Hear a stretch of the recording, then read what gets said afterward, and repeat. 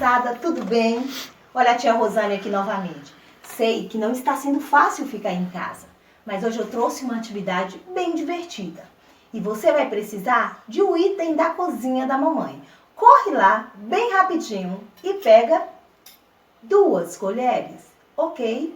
Com essas 2 colheres e com muita atenção, nós vamos fazer a música Aham San San. Vai ser assim, preste bastante atenção. 3 vezes. Aham San San, Aham San San, no guri guri guri, Aham San San. 3 vezes. Aham San San, Aham San San, no guri guri guri, Aham San San. No guri guri guri, Aham San San. E aí, preparados? Vamos lá? Não esquece, 3 vezes. 1, 2, 3. Do outro lado. 1, 2, 3. Guri, guri, guri, aham, sam, sam. Ok?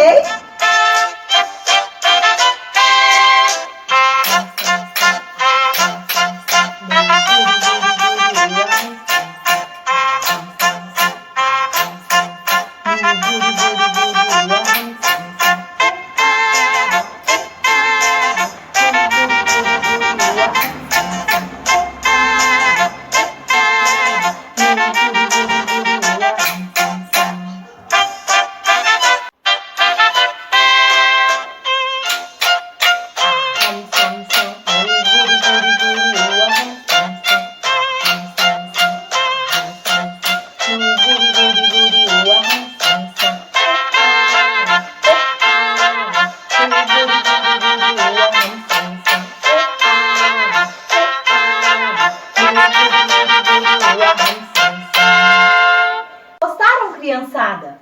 Muito bem! Olha só, não se esqueça de inscrever no nosso canal. Se você se inscrever, cada vez que lançarmos um novo vídeo, você será notificado.